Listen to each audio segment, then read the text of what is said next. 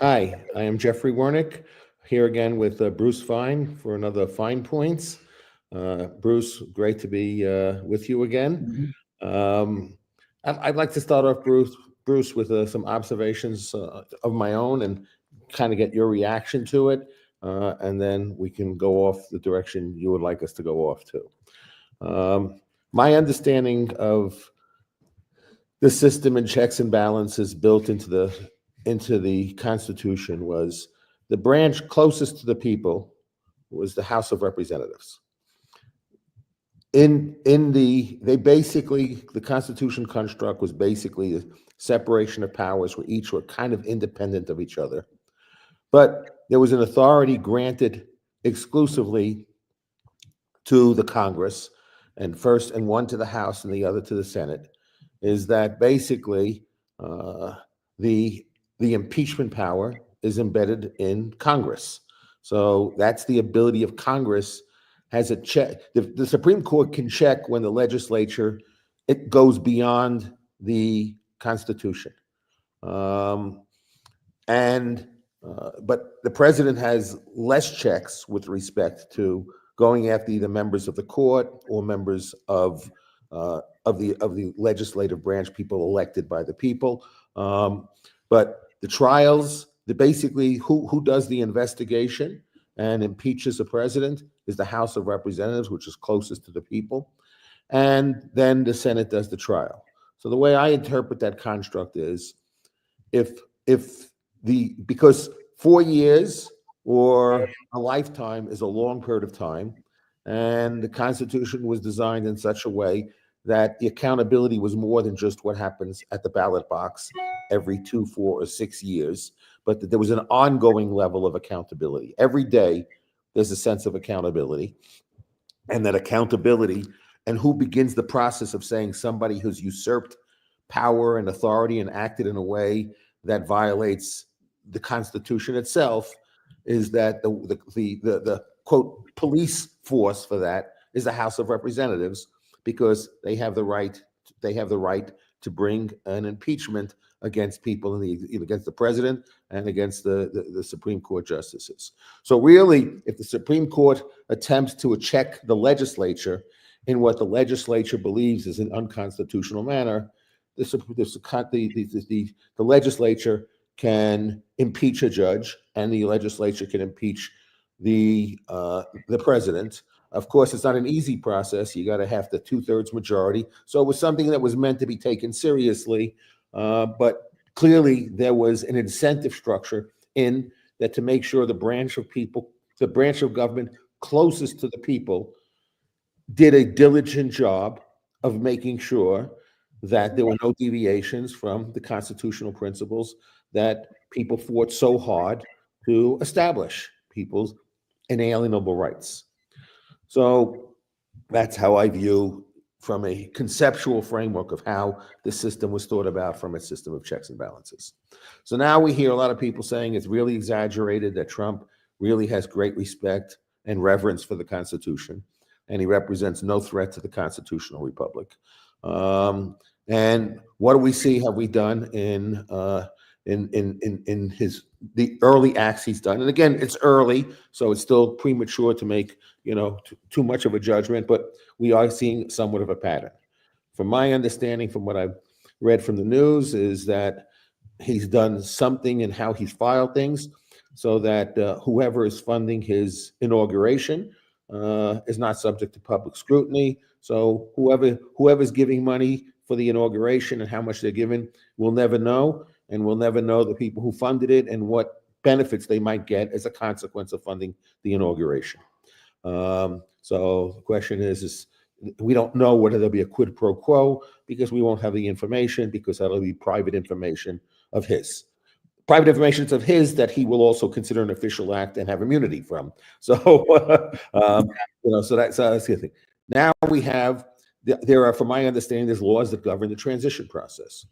So he's decided to basically ignore those laws, that he has to come up with a plan for ethics and avoiding conflict of interest.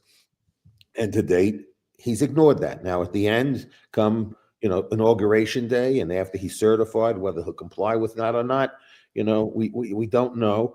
I don't know if the fact that he's not come up with the plan, I don't know if that means that he has no access to uh, intelligence briefings and stuff like that because he's not met the prerequisite of what's required to implement this transition process. So I don't know if his behavior is also, without precedent or not. So, but we have the behavior of basically he as a private individual has hired, because he's a president-elect, he's still a private individual, correct? So he's a private individual now. He's hiring his own security team that's vetting people who will serve the public interest, because he's not bringing them through a public entity because he doesn't want the FBI to do the investigation. So basically what we have is we have a president who's gone to the Senate. At least we have a constitution that requires him to at least get the consent of the Senate. He's basically asking for the Senate to waive its constitutional obligations. So, I'm kind of curious, even though it probably wouldn't work, is if the Senate waived its constitutional obligations, could the House bring up impeachment proceedings against the senators? I don't think they can, but that would be interesting. But essentially, we have a system of checks and balances. Trump at least understands his system of checks and balances, but he's asking for the removal of a system of checks and balances. So basically, he could do his own private due diligence with documents that will be his personal property for people who will be serving the public interest, supposedly serving the public interest, and all done with the Senate waiving any obligation to either provide advice or consent. And they basically waive the advice and consent. And he's also going to rule as he's promised, and his people around him have promised, by issuing tons of executive orders. So sounds to me he doesn't really have much of a role for the Congress in his administration, that he wants to govern through executive order, and he's asking for the Republicans to cooperate by basically having them willingly, willingly, basically waive their constitutional responsibilities, so that it'll be done in a constitutional way that Republicans say, we delegate all our powers. We're delegating it back to the president, so he acts on our behalf, and we're giving him the authority to do that. Of course, the House might have some role in it, but it seems to me that this is a tremendous power grab of the executive in a way never contemplated in the Constitution, and would be horrified, I believe, by the people who wrote the Constitution. I have also one other observation, and then I will turn it over to you. This issue of Jay Powell saying, I won't step down. I got one more year left on my term. That people have respected the fact that the Fed is an independent agency, and by asking, for my removal, that is also not respecting a check and balance. And the fact is that that's the whole point of being independent. I'm independent, and by accepting your demands that I be fired, basically now politicizes the Fed. And I'm not saying that the Fed is not somewhat politicized, but it's politicized by their choice. It's not politicized by force. It's politicized by their interest in cooperation, but it's not coercive in nature. So basically, Powell is saying this is independent. Do you understand what independent means? What independent means is that whatever you say is irrelevant. This is my domain, that's your domain. I leave you alone, you leave me alone. I answer to Congress. I don't answer to you. I answer to Congress. Congress has oversight over me. The president doesn't. So that's another example of a power grab of basically saying is nothing should be independent of me, and everything should be dependent upon me. And one other thing I did, and I want to be also very clear. I'm not saying Trump would do this, so I don't want anybody interpreting that I'm saying that I'm trying to make a point of how stupid I think the Supreme Court immunity ruling is, because Trump could now say the policy of the Fed is a threat to the nation. Jay Powell is a domestic terrorist, and as a domestic terrorist who's standing in the way of the prosperity of the American people, I'm going to have him assassinated since he refuses to step away from power willingly because the damage he's doing to the American people. Again, I want to be clear. I'm not saying Trump would do this.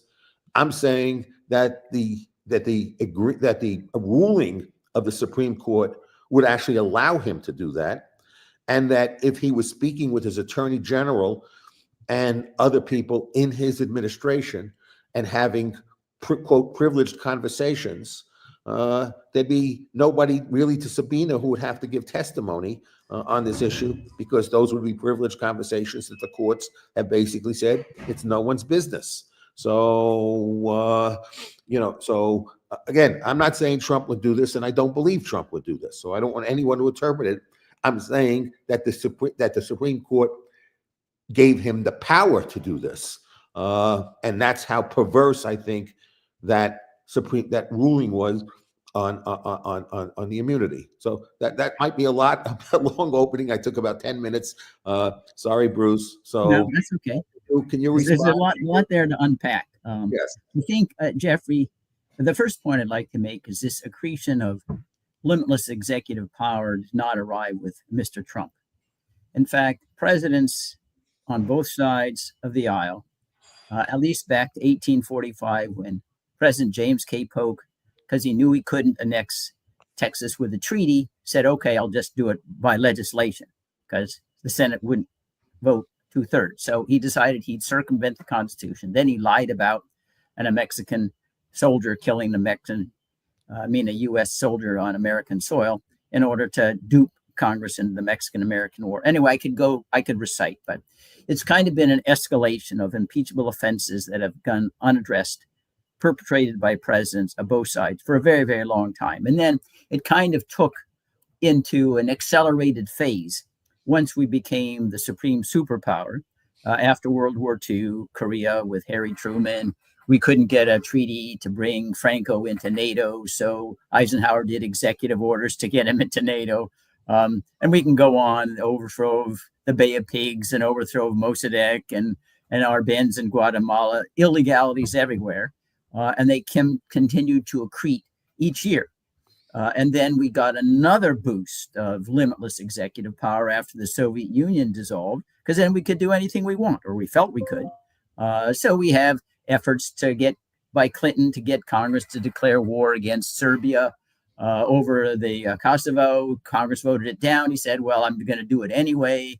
The weapons of mass destruction, on and on, the limitless surveillance against the not yet guilty.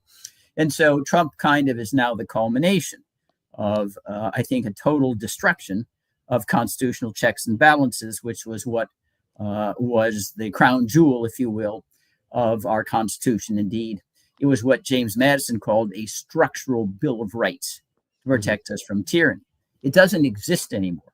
By the way, we do have, in the first instance, we did have the House impeach a member of the Senate very early on, but it was dismissed by the Senate, and it's unclear whether it was because it was thought members of Congress you cannot impeach, or that because he had already been expelled by the Senate, there was no jurisdiction, but that's still an open possibility. The problem we have, Jeffrey, is that the House is now constitutionally illiterate as well. It's not just the Senate. Mike Johnson is in the hip pocket of Donald Trump. He'll do whatever Donald Trump asks him to do. So to believe that the House is going to serve as a check after the Senate has surrendered its power, I think is not politically feasible or plausible. Now, if we ask about, and I want to go to Biden a little bit here, because I want to make clear to our audience, we're not just picking on Trump. He's got horrible problems, but he's certainly not the first one. Biden, despite the fact that he has received, and Blinken, hundreds of reports that we are required under U.S. humanitarian law, it's called the Export Control Act and the Foreign Assistance Act in 1961. We can't keep providing unconditional weapons to Israel, which are being used to commit international war crimes. Right? Hundreds. Writes letters to Netanyahu, says you need to stop. He flouts every one of them. He says, oh, we really don't have any evidence. And And he's gone also through he's gone used executive orders to cancel student debt. He keeps going back to courts. They keep saying you don't have this authority to do this by executive order. And he says, okay, I'll write a new executive order. And he's had about 3 or 4 of them struck down. But he figures in the interim, hey, I'll get some popularity. So he is, and also has made us co-belligerent with Ukraine. We now have U.S. troops in Israel ready to fight Iran. We had no declaration of war whatsoever. This is somebody who, when he was in the Senate, said, I'm going to have George W. Bush impeached if he goes to war against Iran without a congressional declaration. So on both sides of the aisle, we're in a post-constitutional phase, for sure. Constitutional illiteracy, they know nothing about their obligations as checks and balances, and they're eager because all they care about is power. Give it to the president, because when our guy's in the White House, we'll get to do what we want to do. We can be sinecures, and as long as we bow to the president, he'll give us a bridge or a road or something in my district, and I'll get realected. Yeah, and Obama once said when he was running for the presidency the first time, in reference to George Bush, Obama said that asking for a raise in the debt ceiling was a treasonous offense, that Bush should get impeached for it. Later on, when he was asked about that, he said, "Well, that's just political rhetoric." Political rhetoric in their view, from someone who said words should have meaning and should be taken seriously. He basically said his words should not be taken seriously and should have no meaning, which is sad. So I agree with you. I've said previously that since I've been to voting age, so as an adult, as defined by law, I think every president in my lifetime should have been impeached. And maybe if a few were impeached, everyone else. Happen again. Yeah, it wouldn't happen again. Yeah, people would have second thoughts about usurping authority, because they would understand that the checks and balances system did work, and so they would behave as if they did work. And now, as you said, this is a product of them basically being, in contract law, there's such a thing like in the banking system. If I loan money to somebody, and if I'm a bank and I lend money to somebody, and they have covenantal obligations, and that I then have knowledge that they're not complying with the covenants, and I take no action against their breach of covenants, if after a period of time, after I've had knowledge, I've done nothing to it, the law interprets that as I've waived the right to exercise against that. So it seems to me that that's kind of what's going on right now, is that there is this covenant, that says I can't act in a certain way that usurps the Constitution.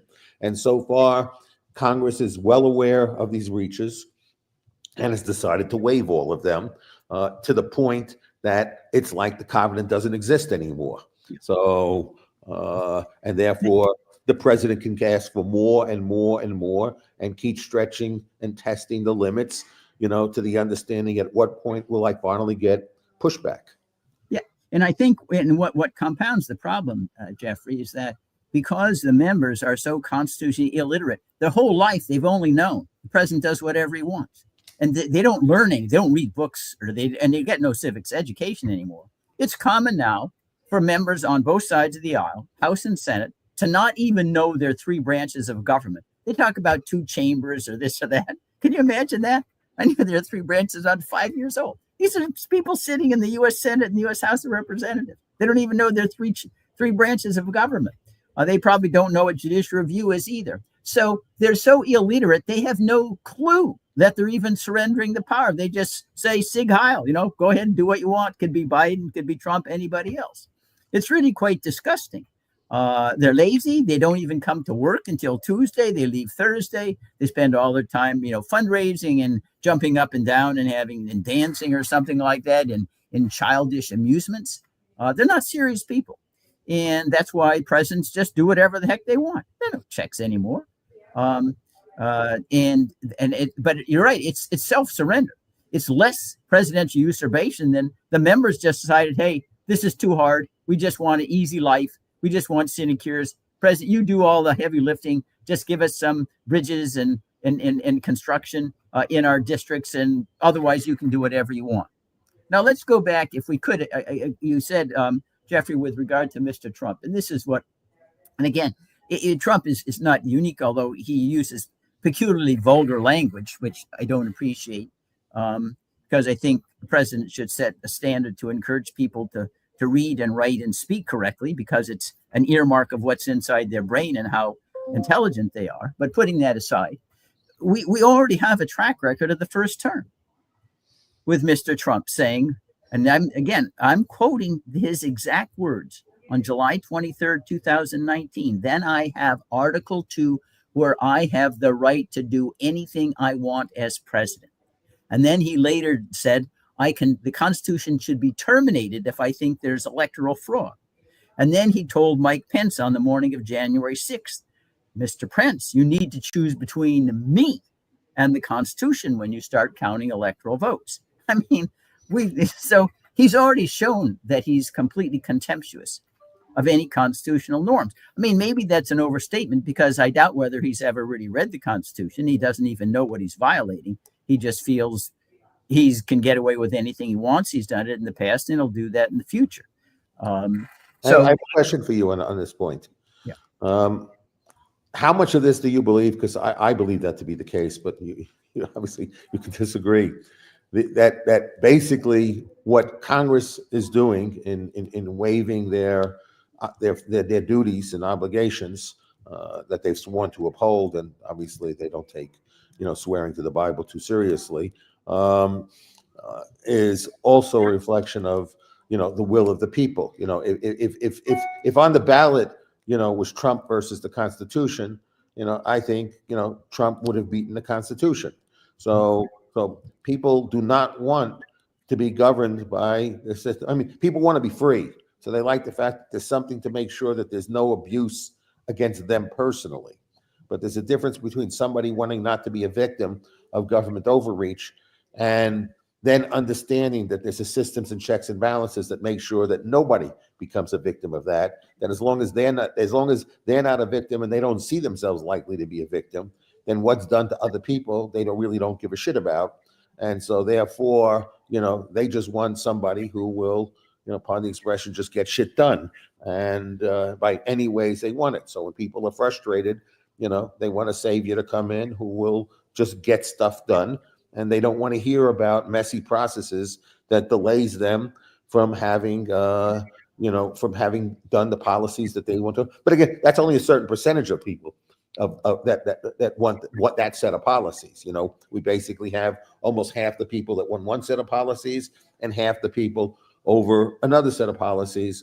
And people really want, either tyranny of the majority or tyranny of the minority. They just want their policies implemented, and they want to ignore the voice or ignore the process of reaching a consensus with people who disagree with you. So each party kind of wants to sort of like disenfranchise everyone else who's not in ideological agreement with them. Yeah, I think so. That's why the people support this, because that's what they want. They want expediency, they're not process oriented.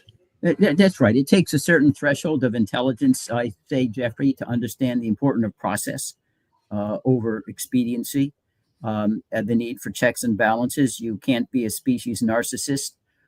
You got to recognize the depravity of man. You got to pit ambition against ambition, institutions against institutions. It can't be ruled by personalities. That's what we mean when we say a government of laws, not of men.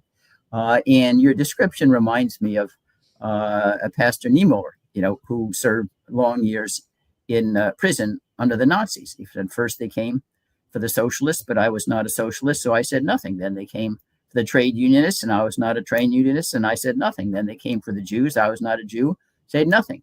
Then they came for me, and there was no one left to speak for me.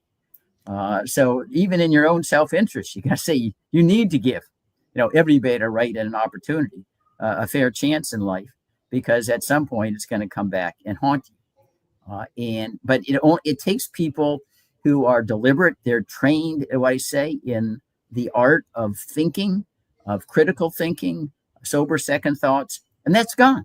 We don't inculcate that anymore in the schools. I mean, it's ridiculous. I don't have anything about LGBT or whatever, but I don't think you need to go to school to understand what your sexual orientation is. Always should be crediting. Can you speak? write, do math, whatever. That's where your grade is. We don't come to school for any other reason.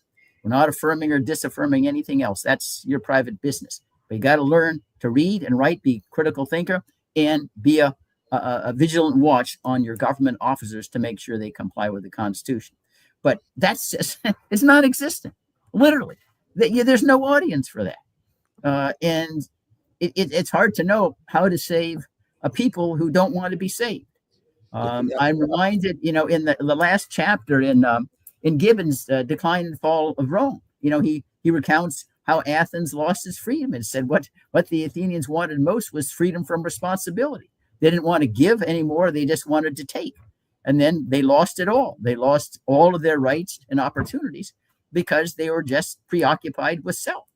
Well, that's what the price if you go on personalities. There is a price to be paid if you're going to be self-governing. And that means to be intelligent, to be involved, to be engaged, and to be critical thinkers, and to stand up and have civic courage. I don't think we have that anymore. I agree. I'll tell you a funny story. And when Koch was mayor of New York, I was able to get a meeting with him. And I was pushing then. I was an advocate for basically getting there to be public-private.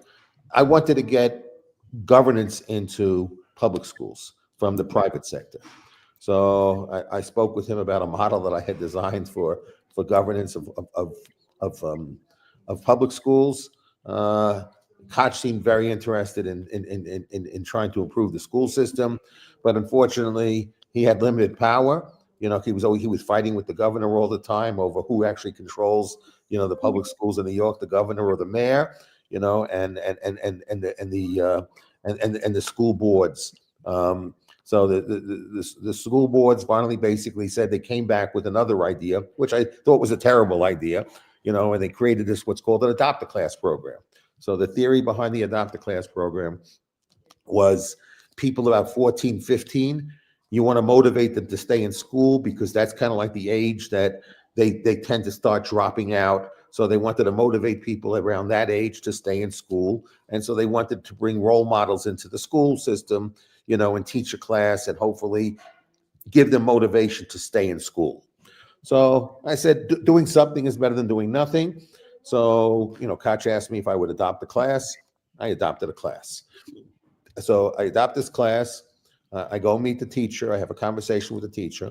I asked the teacher, can I do the class right before lunch so I can extend it to the lunch hour? Every day I come to class, I will bring a nice lunch. I'll bring pizza and stuff for all the kids. They'll have a great time, and I don't want to extend the class. But I said, I want the first class. I want to know if you can ask one of the other teachers to let me have 3 periods with the students. She said, why? I said, I want to play the game Monopoly with the kids. So I have a reason for why I wanted to play the game Monopoly. So being the fact that I think every government intervention is evil, and I want teaching kids how government intervention is evil, I brought out, so I made but I said, this is different. There are rules when you start the game, but I get to change the rules whenever I want to change the rules. So, and I will change them based upon what I think the circumstances that justify a rule change. So like if somebody started winning, every time they passed go, instead of collecting money, they had to redistribute their wealth to the people who were doing the worst.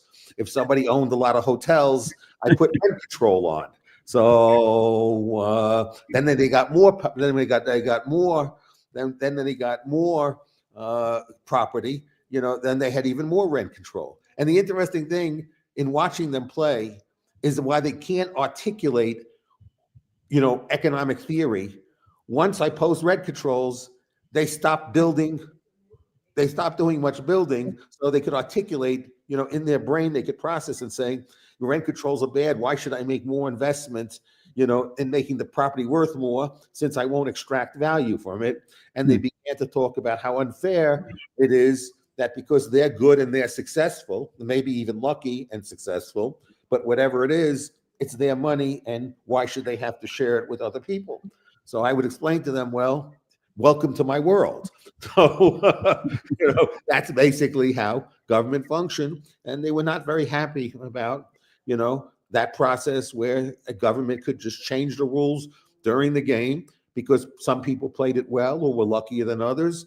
And as a result, they had to be penalized for their success, and rewarding people who were less successful, and how much it discouraged investment once they realized that they could not capture the full benefit of the cost of investment. They did less investing. So I tried to encourage, more teachers to use these type of games to get people to start thinking through. If you change the rules, then people start beginning. The kids got very good. Again, these are 14, 15-year-old.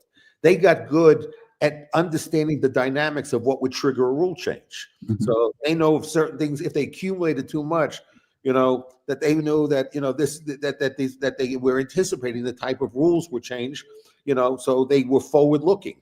So, so their innate intelligence, was not bad at all. So, so it was but of course, unfortunately, the teacher did not like me playing this game. But she had to put up with me. So Yeah, Jeffrey, let me interject here, because if I was there, I'd been a companion and say, listen, the U.S. Constitution anticipated exactly what you've described. It's called the Contracts Clause. No state may pass a law impairing the obligation of contracts. It was designed to forestall exactly what you've described: government intervening with private economic relationships to aid one group at the expense of those who are more entrepreneurial and more successful. Unfortunately, after John Marshall passed, the whole Contracts Clause kind of fell into oblivion, like the Interstate Commerce Clause turned into anything Congress wanted to do. But the framers clearly thought about what you've described and attempted to block it. But the stupidity, and part of this is one of the dilemmas we have, I think, in our system, and maybe it's one that can't be solved, that the Contract Clause lost its meaning once we moved in a good way towards universal manhood suffrage. The common person, it just really, they so much into this egalitarian stuff, they care more about equality than liberty.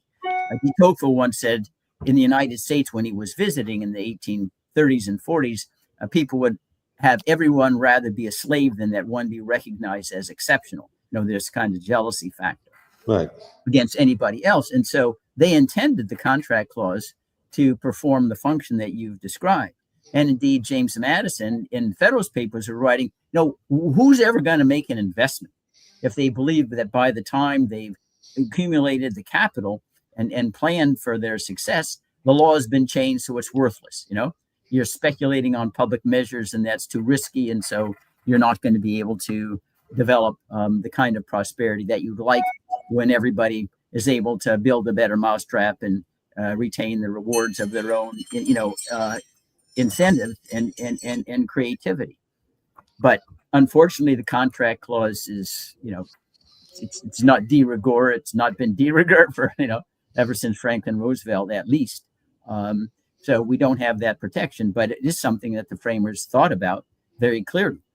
And I think that it's just a very, very difficult standard to maintain when you have basically one person, one vote. And it's a trade-off, basically, because I think that all experience shows that that the overwhelming demand for equality by those who are in the middle of the bell-shaped curve are going to destroy people who are at the end of the bell-shaped curve and are exceptionally gifted. Agreed. Very, very well said. I remember as a student at Chicago, getting exposed to, I got very interested in, again, even studying economics. I became very interested in contracts because, they're the basis of parties engaging with parties they don't know very well, and that they establish a framework that they mutually consent to.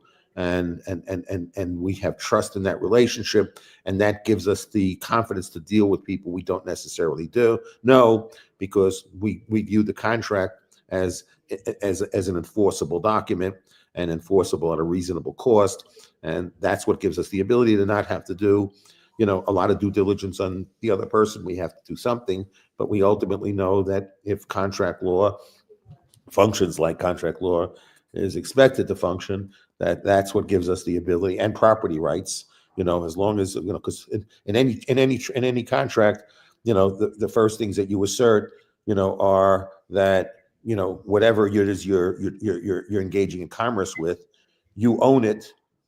You have the right to represent it, and so you make these stipulations, so so you make stipulations. This is my property, I have the right to represent my property, or it's not my property, and whoever's property is has granted me properly a power of attorney to represent their property. So at least I'm representing the person who could provide documentation that they own it, and that we each are empowered and have the right to represent each other in this transaction. So everything is voluntary. So it's all about contract law and property rights.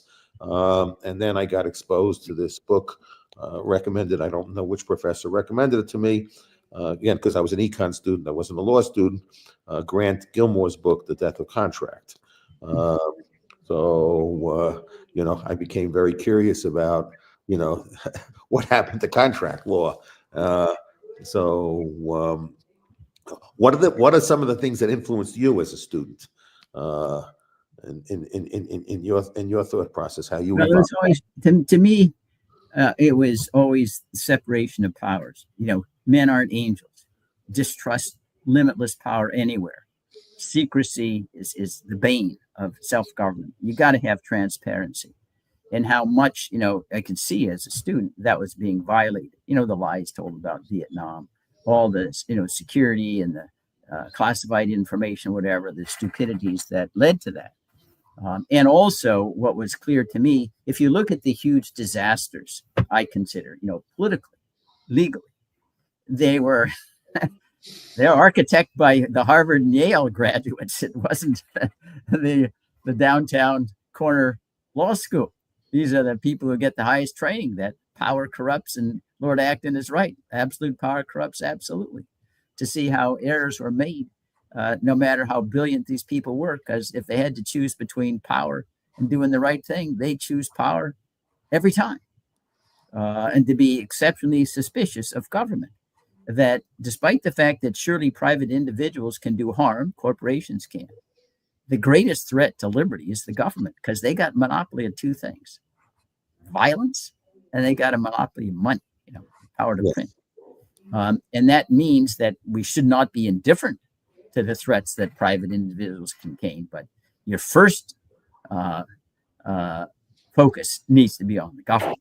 Even when we talk, about censorship and disinformation and that kind of thing, well, the greatest disinformation comes out of the government.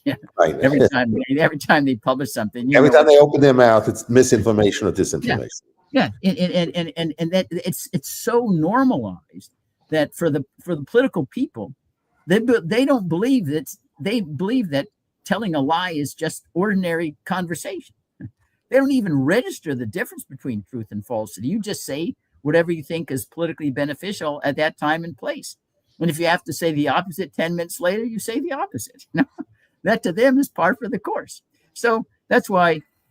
So that was my focus. What can we do to restrain government? Not being starry-eyed and thinking that in the state of nature everything's going to be wonderful, but saying, if you got to choose in terms of priorities, what you got to check first, it's the government, because they're the ones who always can do the most harm. So my challenge to you, as you saying you want a system where you can check government and not trusting the state of nature, for me, if I have to choose between two evils, an evil government or a state of nature that has risks involved in it, I'll choose state of nature with the risk involved rather than evil government. So my point is, and why I sort of evolved from a libertarian to an anarcho-capitalist, is basically I don't see how we possibly can. We might design an initial system that has checks and balances that works for a period of time, but ultimately, as any organism fights to thrive, and because the rules will be, once you have government, it's not a level playing field, and over time, the government can make the playing field less and less level, and it's like the seesaw, when it starts out reasonably balanced back and forth, but what happens, it tilts, this and this, and eventually you have the full weight of the government on you, and you're at the bottom, and you can't move it anymore more in your direction, because it's already gone too far in the other direction. And so what we've seen is this significant erosion in individual liberty, and a much larger government. So the question is you might be able to design an initial system that seems to have a system of checks and balances that can prevent government abuse, but ultimately we end up with a government, as you and I have discussed before, in my opinion, the intrusion that the American government has on the American people is much more intrusive than in many ways than King George was. Yeah.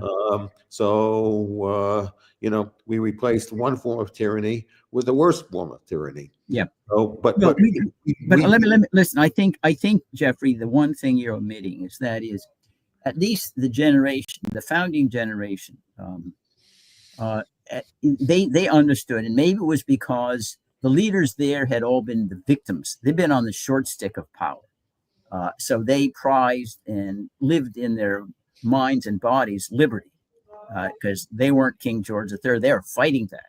And remember, George Washington, I didn't fight at Yorktown to be a king. So he turned away offers, hey, you can be king now. Said, I don't want to be king. Remember, we had to haul him out of Mount Vernon to come.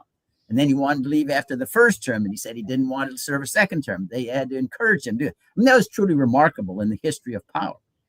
We had James Madison, who, when he was president, the only time in history when the Senate passed a bill saying you can go to war on your own if the French or British are plundering maritime commerce of the United States, he went back and said, you can't give me that power. You can't. You can't trust me. The war power is with you. You can't give it away. And he had his son-in-law in the House kill the bill. That is unimaginable today, Jeffrey, that a president would do that. It's unimaginable. They would knowingly yield power to the Constitution. So I think that the only possible, and maybe this is just a delusion, the only way you can keep government in control is not relying upon the occupants to be angels or to be anything other than sociopaths. But you have to have an educated, courageous public willing to put in the time, become constitutionally literate, to go to the polls and vote these rascals out, serving yourself for a while, not forever. And maybe that's too high a bar. Maybe to expect that kind of citizen involvement is totally fantasy, and it can never happen again. It was just kind of a fluke at the time of the founding. I still think it's possible, but maybe it's the situation Sam Johnson said, all theory is for it, but all experience is against it, so it's not going to happen. So anyway, I continue to live with that little tiny flight of hope. I spend my life trying to educate people and without using a blunderbuss, by example and persuasion. Doesn't seem to have making a dent, however, on the body politic. Well, just look at what's happening now. And again, I don't want to make this unique about Trump. It's what everybody does. But there's a difference. Not everybody runs saying they're going to drain the swamp. Okay. Yeah. So if you don't run by draining the swamp, people should expect that, the swamp's not going to get drained. So what does draining the swamp means? It means eliminating it. Okay. It doesn't mean replacing it. Okay. So, so we know, I know a lot of, some of my friends are big MAGA supporters, and they would tell me, oh, Trump's going to get president. He's going to get rid of the FBI. He's going to get rid of the CIA. He's going to get rid of this. He's going to get rid of that. No, all he's done is he's replaced somebody very loyal to him so he could use these agencies according to the way he wants to use these agencies. Now, some people say that's killing the deep state. No, that's taking property rights over the swamp. And that's what people are really arguing over, is not draining the swamp, is owning the swamp. So, and then using it according to the way they think is appropriate to use. And of course, the way they think is appropriate to use is the right way to do it. And anybody who disagrees is the wrong way of doing it. No, it's all about power. That's all it is about. It's just about power. It's a fight over power. It's not a fight about draining the swamp and ending the deep state. No, it's about how do I control these levers of government? He's announced loyalists, which is his right to do.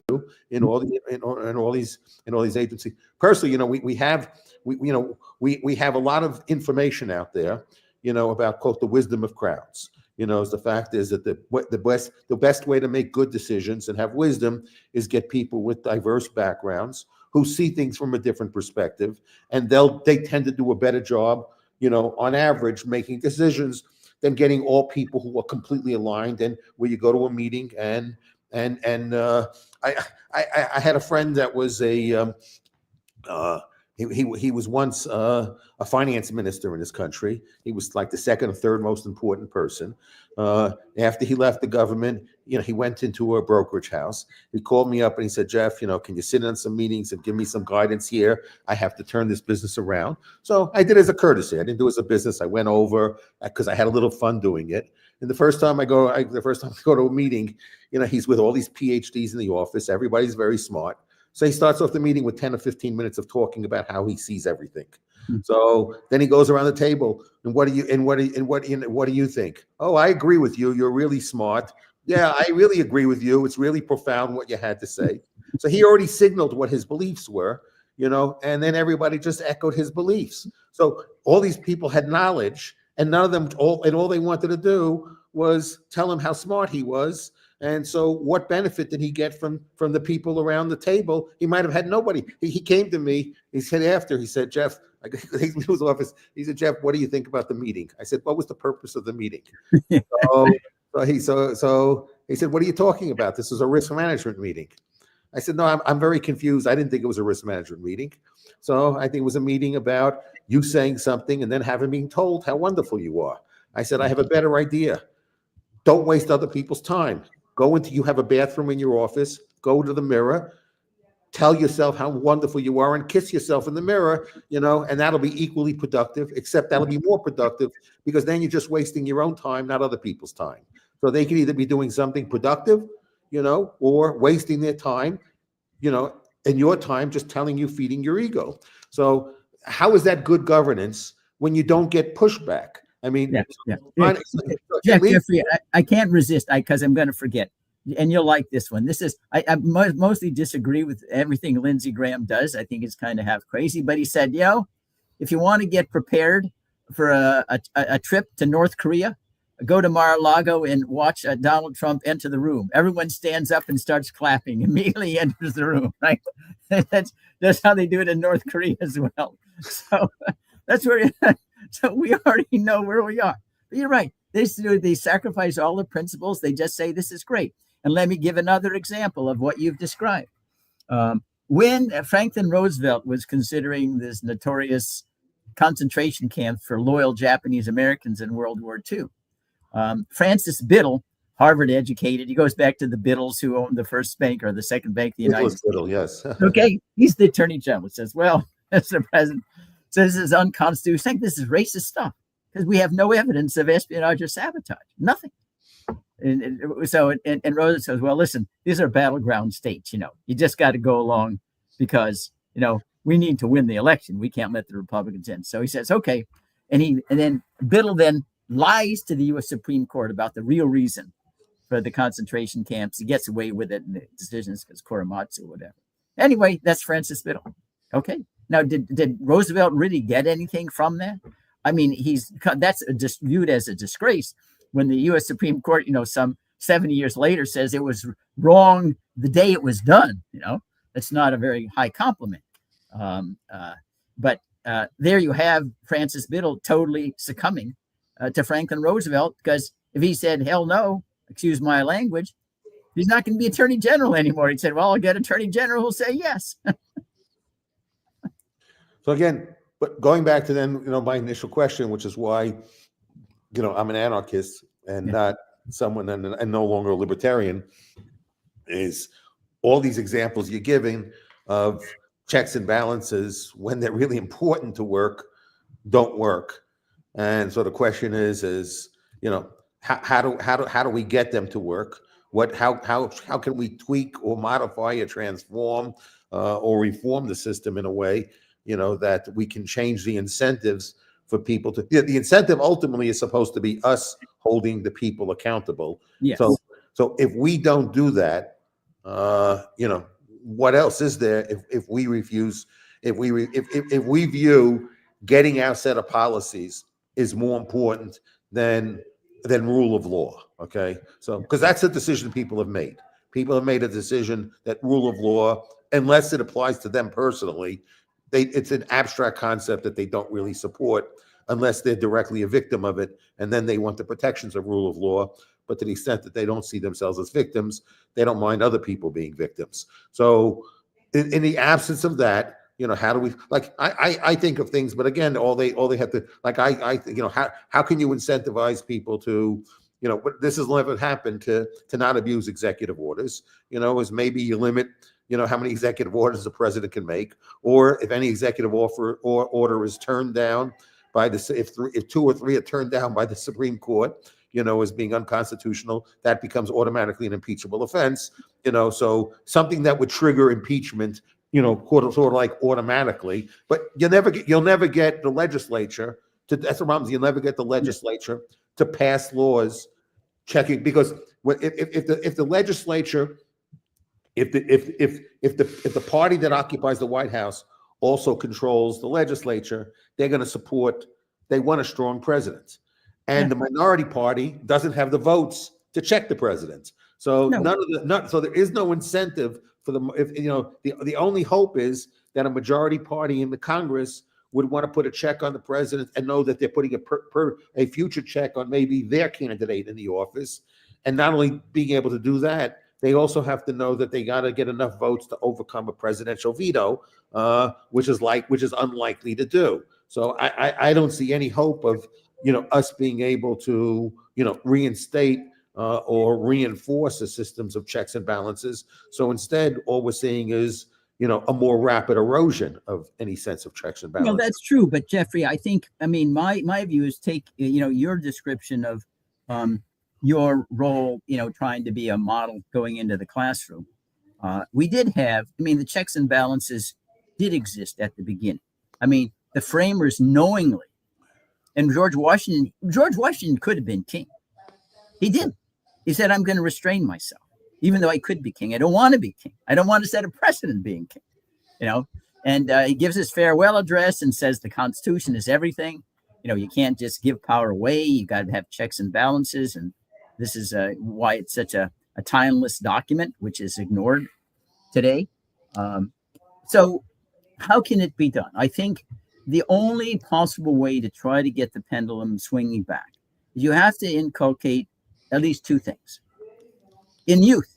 1, civic courage. You got to tell them, you have to inculcate a value system where it's an incentive for them to be courageous, because it makes them feel vindicated and fulfilled, and hope that others would honor that courage. The second thing is you have to go back and start education, reading, writing, thinking. All the best thinking is on the internet. It's not like it used to be. We have to go up in stacks and wait 2 hours trying to get the book we want. Now you press a button. For me, this is like paradise. Press a button, I get all the greatest wisdom and the best thinking in the last thousands of years. Now, maybe there's so many amusements, there's so many diversions, and the youth likes the TikTok and Facebook and this and that. Maybe it's a fantasy to think that you could make learning and courage more exciting than what I call hormonal gratifications. But that's the only way I see this moving back in a sensible direction. If we have, again, I'll reuse the word, a hormonal culture, not a cerebral one, we're doomed. It's just a matter of when we go the way of the dinosaurs. And it'll be a nuclear bomb or some cyber weapon or something like that. It'll happen. Yeah, so that's why, since I'm skeptical, it's going to happen. If we're going to be doomed, anyway, eventually, probably won't be in my lifetime, but it might be my next generation. I'd rather have a lot less. I'd rather have no government than what I have today. So I think you made a decent, decently compelling case for my side of the story is just abolish government. and No, that I listen, but there's I- another one, Jeffrey. I said, yeah, well, that's true. But see, I also think, are you familiar with Eleanor Ostrom's work? She won a yeah, Nobel Prize in economics. yeah, but So Eleanor Ostrom did work, you know, where basically demonstrating in societies where there's weak, ineffective government, that individuals, you know, kind of create their own governance system. And basically, on average, what she observed is they do a better job than government does of trying to fix things out. In Mexico, for example, they had these things called the ejidatarios, you know, where they had, you know, so the government came in when they did a whole bunch of land reforms. Then there were these local groups that said, I don't want to mess with them because there'll be too much violence. So let me just give them property to a whole bunch of land, and they figure out how to do with it. They discovered that the ejidatarios were better at figuring out how to allocate the land, you know, in the allocation of those property rights, and then how those property rights could be traded, sort of like in a Coasian way, and that they discovered that really that people liked going to these ejidatarios because they built these little parks, and all this was done without any government involvement. The government just said, you know, these people are too violent. You know, I don't want to have a political problem. Here's the land, go have fun with it. You know, and there are many examples of, you know, when the absence of government, when people have no coercive force, you know, that they, instead of just killing each other, they end up negotiating with each other because they know killing each other is a suboptimal outcome, and they end up determining that negotiation is a better outcome than killing each other, and how the allocation of those proceeds they find, you know, is better that they do it as a negotiated process amongst peers than the government doing it, you know, for them. well, So I think, well, experience is everything. She obviously didn't read The Lord of the Flies, because The Lord of Flies is exactly what you described. They did not negotiate, you know, some kind of peace agreement between, you know, the little children abandoned on an island. They ended up shooting and killing as well. Now, also, you know, we've had at least something comparable with what you described in these utopian societies, Brook Farm and other similar kind of utopian societies, and none of them worked. But I think it was different than what you described. It was simply that it was obvious to those who were participating that the people who were doing all the work, you know, they got tired of having people just sit and do nothing and receive the same kind of recompense, and said, why am I doing this? It doesn't make any sense. So they all ultimately collapsed on the idea that you could train humans to be disinterested, to be selfless. They're not going to act that way. Um, and, uh, and it may well be, and this goes a step beyond. well, but this is not this is selfish behavior. The selfish behavior is, I'm better off negotiating with people, you know, on an outcome that everybody feels better off than fighting with everyone. So it's Well, not. I don't think, but and it's an imperfect. It's not utopia. yeah, yeah.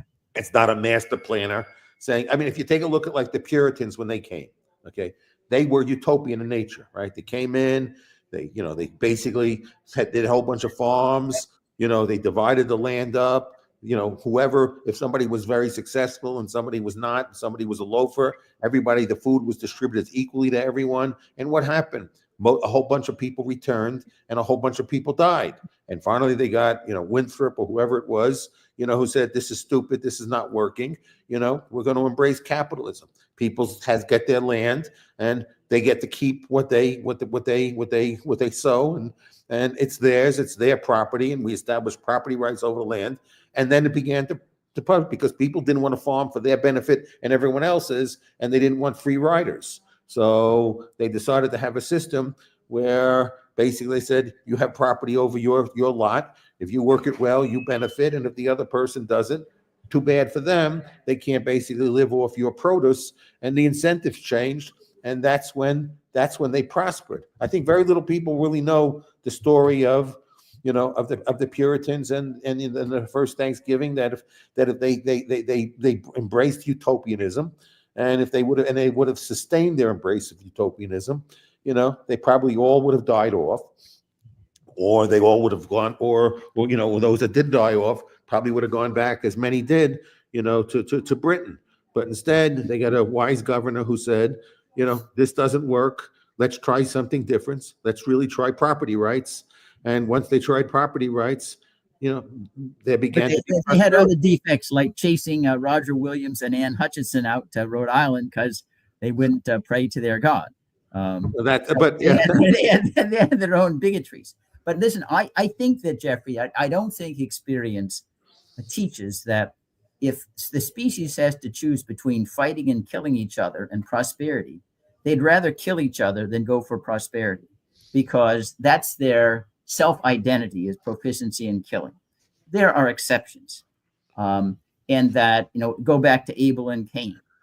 This is just the nature of the species, that wars are fought no matter how stupid, because there is, at least in the short run, an adrenaline high by fighting and killing. Why did Napoleon go to Moscow in the winter? Killed 2 million French troops. A brilliant militarist like that, he couldn't resist. Why did Hitler attack the Soviet Union? Utter lunacy. His military people said it's nuts, but he did it anyway. And the people followed him, and I don't know, millions and millions of casualties. And so when push comes to shove, it's unfortunate, and it's a curse of the species. The species would rather kill than to join together productively and have peace and have win-win. They don't want win-win. They want, I am better than you because I'm philosophically empty and I have to dominate you. And I think my reading of history, why wars persist over and over and over again, no matter how dumb, Pyrrhic victories, you fight and then you lose in the long run.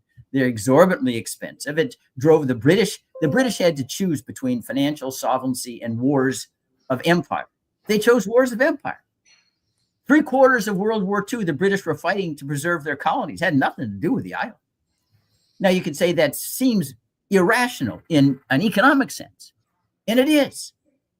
But I think history teaches if the species needs to choose between economic sense or even peace and domination, they'll choose domination all the time.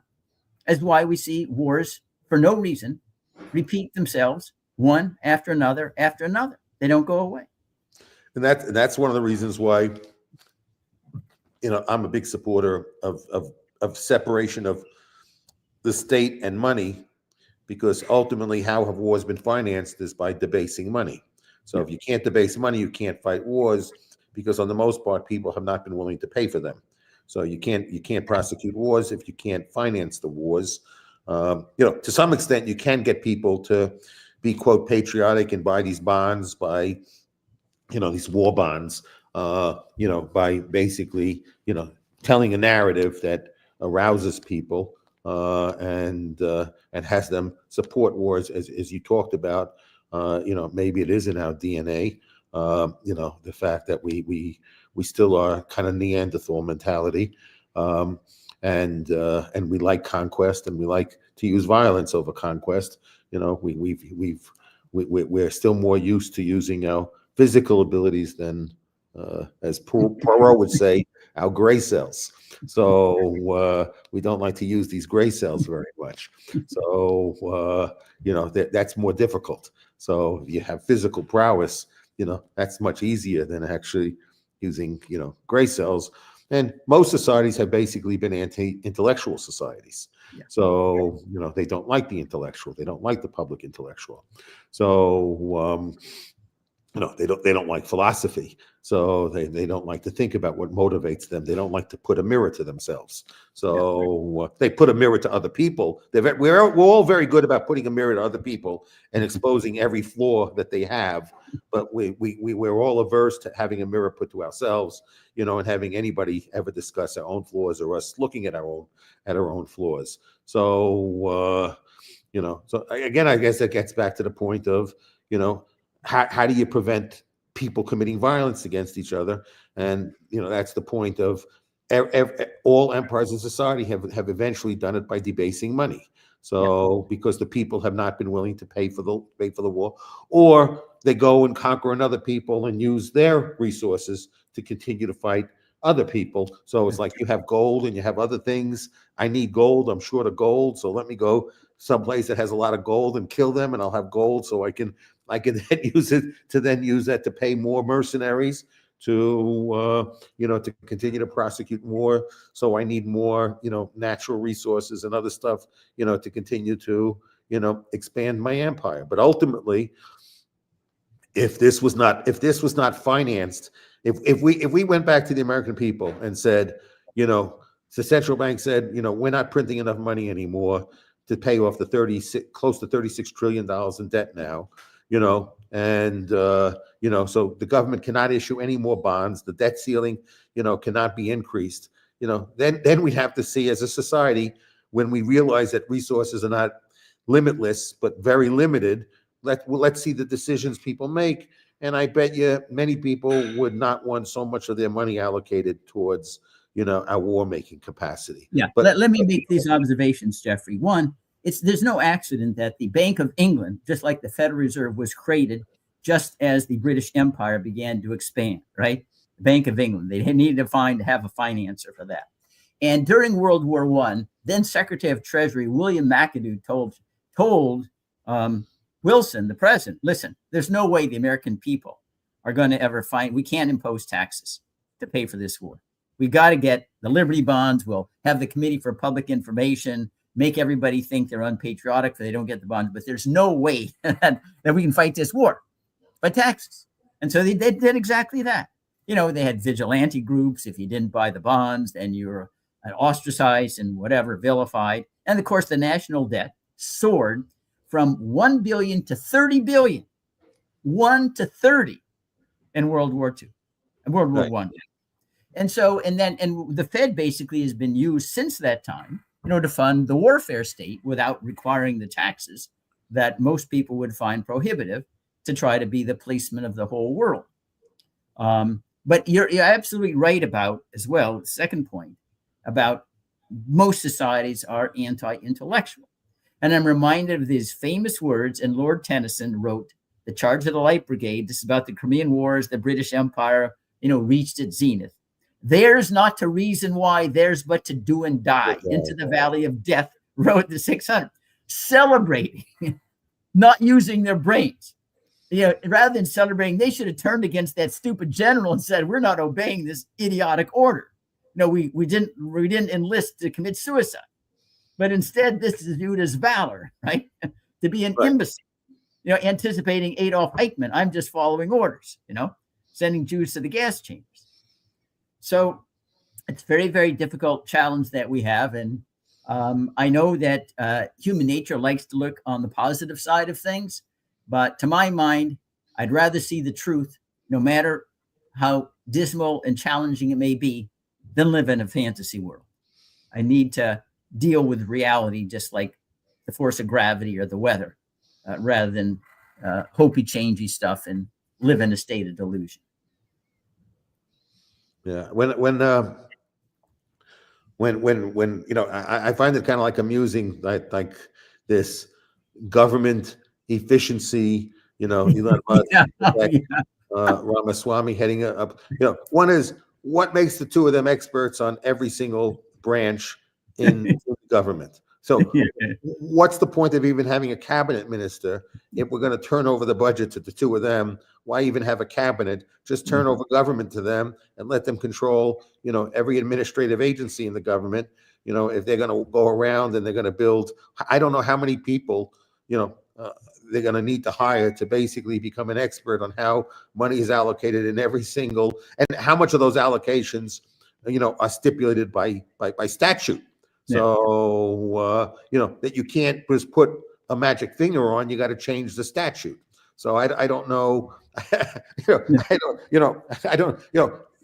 Trump has already promised to not touch about over 80% of the budgets. So, the budget's about 7 trillion. I mean, trillion. 80% of that, is what, about 5.6 trillion. So, there's not 2 trillion left. So if you look at everything, so their job should be easy, given the fact that Trump has said, here's what I'm not going to touch. It's very simple. Everything that's willing to touch, you just got to spend zero on. to get to the $2 trillion. You don't need to form a commission just to do that simple math. So, but how many people in society you think have taken a look at saying, how would I cut $2 trillion? What are the, it's like there are no trade-offs involved. It's like, I can do this, nobody will feel anything. I'll just, so if people want to abolish all federal courts, let them do that. So if people want to abolish, all these government agencies, but even if you do all that, you still don't get to the $2 trillion with all the things that have been promised to not be touched.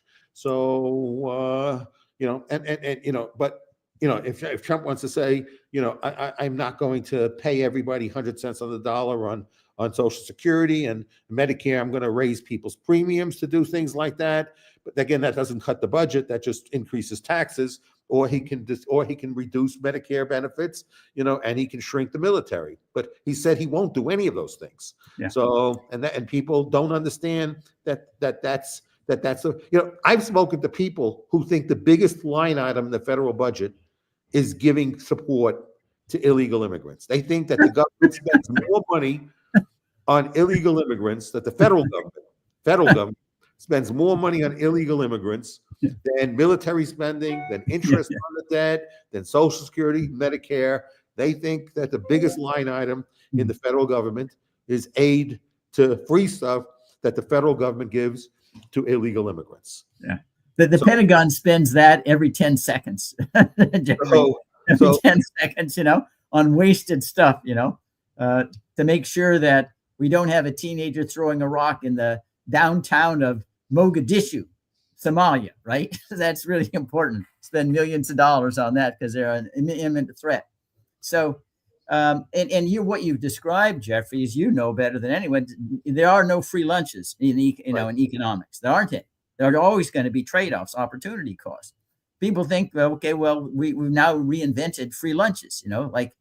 You can just make up stuff, and that's the world that politicians live in. It's totally fantasy world, completely. Now he says he's gonna balance the budget, and he's proposed, Trump has, that Social Security payments will not be taxed anymore under Trump. Really, and that's going to cause even a bigger deficit. Because we're already running $1 to $2 trillion deficits every single year. Just last year was the first time, Jeffrey, when the carrying costs on the debt exceeded Defense Department's budget. Yes. $1 trillion. And it's going to continue to climb. The delta between the two is going to continue to climb. And as you well know, you're better than me, that we are now experiencing historically unusually low interest rates on treasuries. If they went back to the historical average of 3 or 4, the entire federal budget would be the carrying cost of the debt. Yes. 100%. We wouldn't have a penny to spend on anything else. Now, if that doesn't frighten you, I don't know what should. And yet not a single word of debate was heard during the 2024 campaign. Republican, Democrat, Independent, Green Party, nothing. And you're living in a delusion. I could tell you that a friend of mine yesterday wrote me and he said, what's my opinion of Scott Bessent? If he's going to, because he's basically the prediction markets seem to be pretty overwhelmingly sure that he's going to be this Treasury Secretary. So I wrote my opinion, and then I added something. I said, if I was Chuck Schumer or Nancy Pelosi, what I would do is I'd give a press conference. I say, we've heard the voice of the American people. People want the Trump agenda, implemented. So our first act is Nancy Pelosi and Chuck Schumer, we will introduce and support legislation to support every promise Trump made. Every person he's promised to eliminate them being not subject to income tax, we'll support. We'll basically support. He doesn't need to do executive order. We'll give him 100% tariffs on the world. Okay. We'll give him everything he said he would do. Okay. I said, who would panic? Republicans would panic if basically the Democrats said, I would give, in 2006, in 2017, I spoke to some people who I know who are Democrats, and I said to them, I think you should basically, give the president the power to build a wall on the border but he's already said he's not going to seek appropriation from you that Mexico's going to pay. So just tell him, he's got all the authority to build the war, once Mexico funds its construction, but he's already said he's not going to go to Congress that Mexico would pay. So give him the power to say, we're not going to stop you from building the wall. So when you negotiate with Mexico, you can go negotiate, saying that, that Mexico is going to, I thought growing up, Street Smart is when somebody bullshits you, you call them on their bullshit. So I don't know why parties don't do that. I don't know. People on the street kind of understand this person's so full of shit. Let me call them on their bullshit. That's what I do in negotiations all the time. People say all this nonsense, and I say, fine, I'm not going to negotiate it. Fine, you're telling me all this, I believe you. And if it doesn't happen, there's bad consequences to you because you guarantee me, oh, no, I don't really mean it. I don't really mean it. Once they're collateralizing their bullshit with something real, the bullshit disappears. So maybe as if I was the losing party, I'd probably go back and I'd say, whatever the person who ran for office, everything they promised to do, because most of what they promise is just pandering and stupid ideas. So both parties, I mean, Democrats and Republican, they're panderers, and most of their ideas are pandering, and they're stupid, and they're going to fail on average. So the opposition party, the best thing to do is go along and say, I'm going to cooperate with this person. I'll give them everything they want. I don't agree, but I'm not stepping in there. I'm not standing in their way. I believe in the will of the people has spoken. The mandate is, and now this person owns this problem. So whatever happens, you'll know it's not because anything we acted as an impediment to them doing what the people said they wanted. Then maybe people would be more careful about the stupid promises they make if they really believe those promises could be enacted. Because that's the problem. Their words are not serious because they don't really believe they can enact everything they say they're going to do. But if they one day realized that everything they did became an act, they'd say, holy shit. I mean, I got to think carefully about what I say because I know I said crazy shit. And again, I'm not just referring to Trump. I'm talking about every. Yeah, but that's why it doesn't happen, Jeffrey, because the other side they campaign the same way. It's a variation on the doctrine, be careful what you wish for, you might get it, and then you really have a calamity, okay? And that's it. Be careful what you wish for, Mr. Trump, if you get what you want, it's a calamity. But the reason why your very shrewd observation isn't taken up, because that's all they know is lies. Their whole intellectual, social network is lies and living in fantasy land. So they say, and the reason why they don't do it because it's going to come back and haunt us too. What happens when they do that to us when we're in power? Then we're going to look like idiots as well. So you have this huge sociopathic political community that is in conspiracy against the people to do really stupid things and to tell lies all the time, to try to dupe us into acquiescing in what they're doing based on these fantasies. And no one will stand up and say, the emperor's got no clothes on, they don't want to do that. Because essentially, as the point you just made right now, is each party that is bullshitting, they know they're full of shit. Okay. Yeah. So they have to form this mutual consent, is basically saying is, we know we're each full of shit. So and we don't want to stop being full of shit. So we'll each accept each other's bullshit because that's better than us no longer being able to be full of shit. Yeah, that's right. They're all in the club. When it comes to being in the club, hey, they all rather be in the club than anyone gets out. So we all kind of play as movie actors in there, and it's quite distressing. And I think that, and one of the reasons why it makes this so incorrigible, I believe, Jeffrey, is because, at the outset, when the government was small, we didn't have professional politicians. So there was no incentive to get the government bigger and bigger because people went back. It wasn't huge. They didn't have much patronage anyway. They didn't have huge government contracts, They spent a couple $1 million.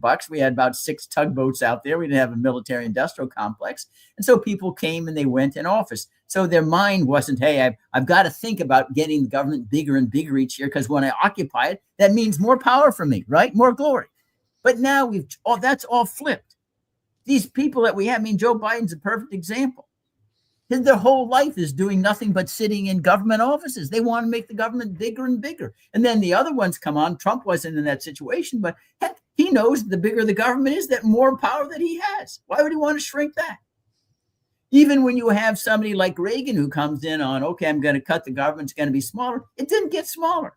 All that happened, we got bigger, but it was on borrowed money rather than tax money. The government didn't shrink anything. And there's Grover Norquist. I know, he's no new taxes guy. He said, Grover, as long as you don't prohibit the borrowing, the government's not going to get smaller, even if you got everybody to say no new taxes. They just borrow the money and spend it. You haven't changed the incentive for the politician. Yes. And if that doesn't change, I say not no new taxes. Yeah. What it should be called is, if anyone was honest about it, increasing the borrowing, increasing the deficit is taxation without representation. Yeah. Taxation to future generations, right? No new taxes on you, on your children. Right. The people who are getting taxed have no voice. They have no representation. So it's not like there are no new taxes. It's the taxes will be paid by another generation that has no voice. Yeah. So to say there's no new taxes, there's no new taxes on the people who are enjoying the money today, but they're passing the bill on to a future generation, and that's taxation without representation, and it should be called taxation without representation. And if we called it what it really is, we would see really how amoral we are, that we're living off of future people's money without their consent. So we're enjoying the fruits of, we're stealing from a generation that has no political voice. Yeah. So yet. And the difference, Jeffrey, is that point was made by Washington in his farewell address. He said, listen, we cannot leave any debt to our posterity. It's immoral to do it. We need to pay our bills on time, the taxes or otherwise. They recognized that and acknowledged it. I mean, today you can't find anybody saying exactly what you've just said. We can't do this. It's immoral. We can't burden future generations with debt for money and prosperity that we are enjoying. I mean, it's another form of slavery. We're profiting and having leisure and pleasure off of somebody else's work that's going to have to pay back the borrowing interest that we refuse to do ourselves. But, we're a long way from George Washington for sure, 2.5 centuries ago. Yes. So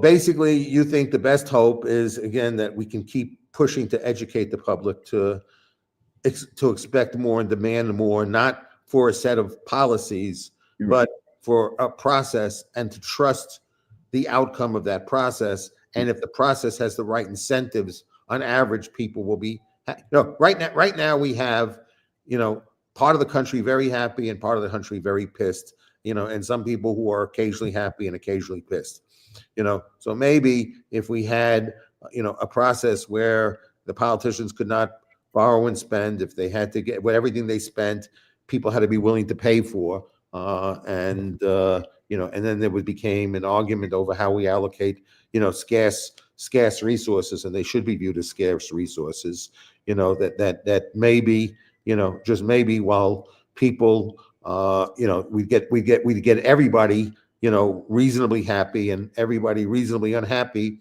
but it would not be at each other's expense. It would be something that would be shared by everyone reasonably equally, rather than people trying to benefit at the expense of other people, because that's most of our policies today. Most of our policies today are one group looking to extract wealth and benefits and privileges from another group. It's to some extent it might be a positive sum game or a negative sum game, but involves significant transfers where the government is picking winners and losers, and if the government stayed out of the business of picking winners and losers and did policies that only impacted everybody pretty equally, where everybody had to have skin in the game, we get a completely different incentive structure, and we probably get a much smaller government, because there's no way people are willing to pay, if they had to pay, for government this size. Yeah. So it's still somewhat frustrating for me, while people like yourself and others don't understand, in my opinion, the importance of solving the money issue and the abolishing of the Fed, take away the printing press on the government, and that'll take away a lot of the incentives. then the government has a hard budget constraint, because then they can't subsidize the issuance of government debt. You've already pointed out that interest rates have been low because it's been subsidized by the Fed. So the Fed is monetizing the debt. So to the extent that the Fed is not there to monetize the debt, the market will have to price it properly. And if they know the Fed can't bail out, bondholders by printing money, and just having the interest rates adjust, then ultimately the interest rates will adjust to what market pricing of that debt is. And interest rates would be much higher. And to the extent that interest rates would be much higher, that would discourage people from borrowing, the government from borrowing more. So, as Milton Friedman was right, everything we subsidize, we get more of. And so in the absence of Fed, we wouldn't subsidize government debt. And if we don't subsidize government debt, we'll get a lot less government. So, how do we get, your group of friends and other people to really push this issue, that one of the strong ways of changing the incentives of DC, is to take away the printing press? Yeah. Well, even the small things like holding the Fed subject to transparency and oversight, audit the Fed. That's Ron Paul, and I was an advisor during his presidential campaign. It was viewed apoplectically, on both sides. It didn't go anywhere. So it's just. But there's a reason why that. The reason for it is people, they understand the Fed is subsidizing government spending, and they don't want to highlight how the Fed is a co-conspirator enabling big government. So why would they want to provide oversight to an entity that potentially, as a consequence of oversight, would give them less power? Yeah, to borrow. Exactly right. That's why it was bipartisan support, because they all want the government to be bigger, and they all want the Fed to subsidize it. So, they don't want to call attention to the Fed and what it does and its activities. They want the Fed to be supposedly independent, and and they don't want people looking inside and seeing what they're doing. So, it reminds me, Jeffrey, I apologize for this interjection, but the audience might find it amusing. This was at the time of the TARP bailout, Bush. Henry Paulson was then Secretary of Treasury. He's working in the Fed, and he says, he says, well, I didn't have any authority to do what I was doing, but in this town, if you take leadership, people will follow. He said, and he wasn't embarrassed by saying I had no authority to do anything what I was doing. All the TARP bailout, billions, trillions going everywhere without any accountability. He said, and no articles of impeachment, nothing. People yawn. I mean, you're not a little bit startled at a cabinet member saying I had no authority to do anything I'm doing, and you sit there and acquiesce with it, and you're in the Congress and the Senate of the United States. So that's what I say. Constitutional illiteracy is epidemic, and it's hard to know what progress you can make, unless you cure that epidemic at the outset. But I would make this observation too, Jeffrey, because the stupidity of empire antedated central banks. It was on less scale, but yes. At least this is my view of the world, is that this clamor, this urge, this coveting power for the sake of power, conquering, killing, is overwhelming, even before the central banks. And maybe they got their money by conquest and they stole the gold or the Elgin marbles or something like that. But the warfare states began even before central banks. To my mind, that shows there's something deeply pathological in our DNA. Yes, I think, if we have to think about the Hebrew scriptures in the beginning, if you can have a construction of the Hebrew scriptures as saying, Abraham might have been the first monotheist, and if he was the first monotheist, he was really the first Jew. That meant that the people predating Abraham were not really Jews, and what bound them together was calling them what they call was basically the language itself. So it was not the religion, but it was the language that was binding them, in this document. So, so prior to the Ten Commandments, there was the Noahide law. Yeah. So, and basically, a simple summary, which was just 7 of the 10 Commandments, but the simple summary of the Noahide law is really pretty simple. Okay, respect your parents, and if it's not yours, don't even desire it. Okay, forget about claiming it. Don't even desire it. Don't covet. Right, covet's like a desire. Don't covet. Do not covet. So that means don't even desire it. Don't desire somebody's wife. Don't desire somebody's property. Don't steal. Don't murder. Don't do things. It's really pretty simple rules. If it's not yours, you're not entitled to it. Okay, and don't even think about having any claim against anything that's not yours. That's pretty much it. There's this conversation about this story that the stories that a lot of rabbis like to tell, and there's one story about how some what they describe as a righteous Gentile goes to the 2 competing thoughts of Jewish thought at the time, in which was Rabbi Shammai and the other was Rabbi Hillel. So this righteous Gentile goes over and says, to Rabbi Shammai and says, tell me everything. I'm considering being a Jew. Tell me everything I need to know while standing on one leg. So the point of it is, tell me quickly. Okay, just wrap it up. Give me your elevator pitch. Okay. So Rabbi Shammai basically tells him, you're an idiot. Okay, no point in talking to you. This is a long conversation. I'm not taking you seriously. Get the fuck out of here. Okay. So that's Rabbi Shammai. So then he goes over to Rabbi Hillel, and Rabbi Hillel says very simple. We basically sort of like a version of the golden rule, which is when it predated, Jesus by a little over 300 years. It's basically said, treat others the way you want to be treated, respect other people, and it's basically a policy of non-interference with other people's life. It's not like do unto others as you want other people to do. Is leave people alone, and people have the right to be left alone, like you have the right to be left alone, and respect people's right to be left alone, and that's all of Torah. Okay, everything else is just details, but that's the underlying philosophy. So that's basically kind of similar. It says is don't have any desire, don't make any claims to anything that's not yours, as you don't want anyone to make any claim against things that are yours. That's simply it.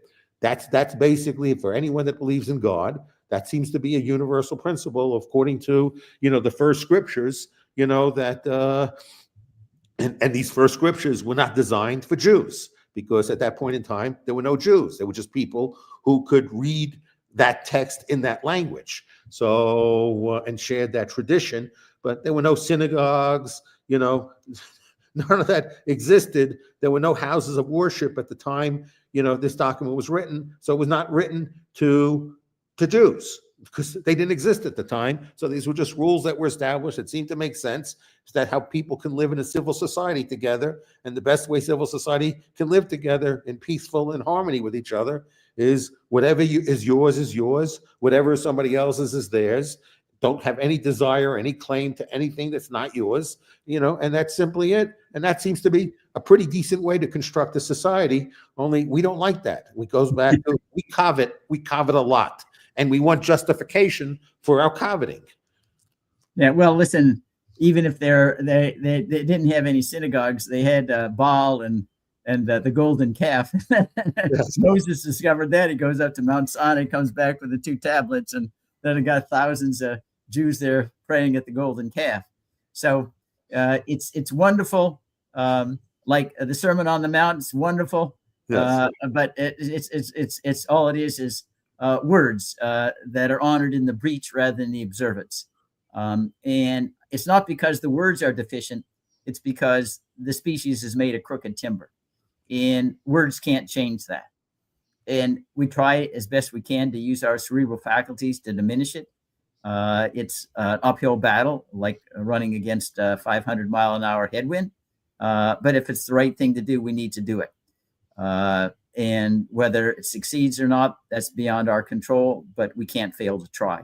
Anyway, that's my motive or belief in life. Well, thank you. Bruce, is there anything, with all my interjections, is there anything I didn't give you an opportunity to say that you wanted to say today? And, so to to conclude this always wonderful conversation with you.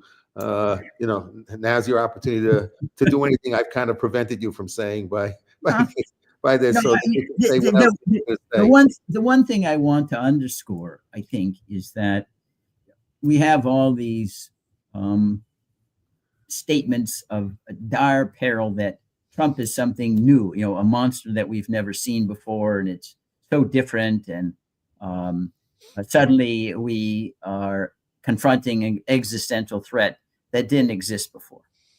That's just wrong. I say the problem is not Trump, it's not Kamala Harris, not Republicans or Democrats, not the Supreme Court, Congress. It's us. It's we the people with the ultimate sovereignty, becoming constitutionally illiterate, not displaying civic courage. The framers understood that. They said, you got to have civic courage. And if you don't check the government, it's going to fall apart. And that is a very high, strict standard for self-governance. But if you don't, but it is the price of self-governance. And we just need to recognize if we're not going to pay that price, we know what's going to happen. We'll go the same way as all the other empires, and every one of them crumbled just like Athens. So that's my pitch out there. I know it's not easy. You've got other things, you got family and you've got jobs and you're worrying about this or that. But to my mind, your liberty and freedom and your dignity in self-government should be higher than anything else. And it's worth making sacrifices. That's the only thing I'd want to say. Well, thank you very much, Bruce. Wonderful words, and we link that as the last words. Thank you again, Bruce. Okay, everybody have a wonderful day. Thanks. Bye. Bye-bye.